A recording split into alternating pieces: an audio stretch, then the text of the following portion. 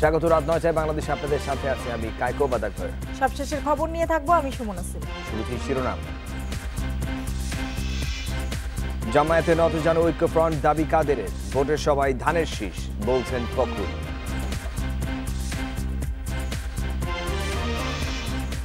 গণভবন বা বঙ্গভবনের সাক্ষাৎ বিধি লঙ্ঘন নয়, প্রচার চালালে ব্যবস্থা নেবে নির্বাচন কমিশন।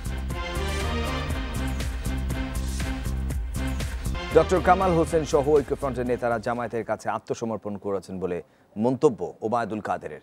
পাশাপাশি পরাজয়ের ভয়ে বিএনপি ভোট বানচালের চেষ্টা করছে বলে অভিযোগ তার।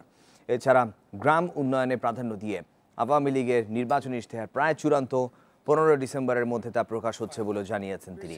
এ সময় গত 10 বছরের সরকারের উন্নয়ন চিত্র সামনে এনে সরকারের কিছু ভুল থাকলেও আওয়ামী লীগ ক্ষমতার দাপট দেখায়নি বলেও জানান আওয়ামী লীগ সাধারণ সম্পাদক।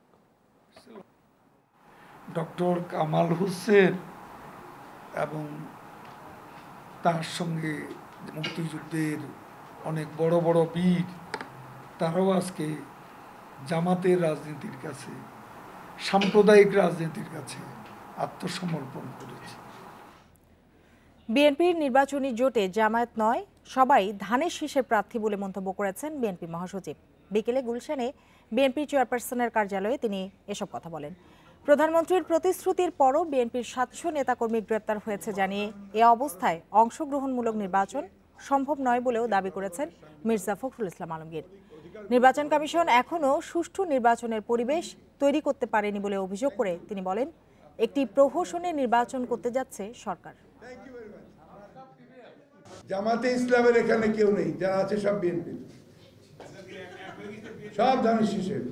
নির্বাচন কমিশন সংবিধান প্রদত্ত তাদের অধিকার ও ক্ষমতা প্রয়োগ করে নির্বাচনকে গ্রহণযোগ্য, অবাধ ও সুষ্ঠু করার কোনো উদ্যোগ নিচ্ছে না, উপরন্তু সরকারের নীল নকশা বাস্তবায়নের লক্ষ্যে কাজ করছে। গণভবন বা বঙ্গভবনের সাক্ষাৎ নির্বাচনের আচরণবিধি লঙ্ঘন নয় বলে জানিয়েছেন নির্বাচন কমিশনার রফিকুল ইসলাম। আর সে কারণেই গণভবনে 150 সাবেক সামরিক কর্মকর্তাকে নিয়ে অনুষ্ঠানে বিধিভঙ্গ হয়নি বলেও জানান তিনি। তবে সেখানকার সাক্ষাতের নির্বাচনী প্রচার ব্যবস্থা নেবে কমিশন। দুপুরে ইসি সচিবালয়ে রফিকুল ইসলাম বলেন, নির্বাচনের প্রশাসন নিয়ন্ত্রণে রাখাই এখন কমিশনের বড় চ্যালেঞ্জ। 100 কর্মকর্তার বিরুদ্ধে ঐক্যফ্রন্টের অভিযোগ খতিয়ে দেখা হচ্ছে বলেও জানান তিনি। এদিকে রিটার্নিং কর্মকর্তার গাফিলতিতে কারো মনোনয়নপত্র জমা না হওয়ার অভিযোগ থাকলে ইসি ও আদালতে প্রতিকার মিলবে বলেও জানান ইসি কমিশনার। প্রচারণা তো চালালে অবশ্যই ভঙ্গ হবে, আমরা তখন ব্যবস্থা নেব। ওনার সঙ্গে দেখা করেছেন, ওনাকে সমর্থন দিয়েছেন, নেতৃত্বের প্রতি সমর্থন দিয়েছেন। এখানে আমি ব্যক্তিগতভাবে যতটুকু আচরণবিধি মালা বুঝি, তাতে আমার কাছে মনে হতেছে না এটা কোনো জায়গায় কোনো ধরনের লঙ্ঘন হতে পারে। চট্টগ্রামের চাকতাইয়ে সুতার গুদামের আগুন 1.5 ঘন্টার চেষ্টায় নিয়ন্ত্রণে এনেছে ফায়ার সার্ভিস। বিকেল 4:30টার দিকে গুদামটিতে আগুন লাগে। ফায়ার সার্ভিসের বিভাগীয় সহকারী পরিচালক জসিম উদ্দিন জানিয়েছেন, খবর পেয়েই ঘটনাস্থলে যায় একটি ইউনিট, পরে আরও 4টি ইউনিট যোগ হয়ে আগুন নেভানোর কাজ শুরু করে। এতে সন্ধ্যা 6:30টার দিকে আগুন নিয়ন্ত্রণে আসে। প্রাথমিকভাবে কোনো হতাহতের খবর পাওয়া যায়নি। আগুনে সুতার গুদাম ছাড়াও পাশের পূরবী সিনেমা হল ক্ষতিগ্রস্ত হয়েছে। আগুন লাগার কারণ এবং ক্ষতির বিষয়ে এখনও নিশ্চিত হওয়া যায়নি। কিছু মানুষের চেষ্টা করার পর আগুন নিয়ন্ত্রণ করতে পারে না, তখন পাহাড় দেশের মানুষ দাঁড়ায় রয়েছে, দাঁড়ায় দেওয়ার পর যারা পানি ফিট করে গতকাল রাত্রে এবং পরশু এতে 20-30 গাড়ি পোর্ট থেকে মাল রোলগুলো এসে যেগুলো আমরা দেখতে পাচ্ছি। এখানে সোর্স অফ ওয়াটার বলতে তেমন কিছু নেই, এবং যে গেঞ্জি এলাকায় এলাকায় কাজ করা দুরূহ ব্যাপার, আপনারা নিজেরও দেখেছেন।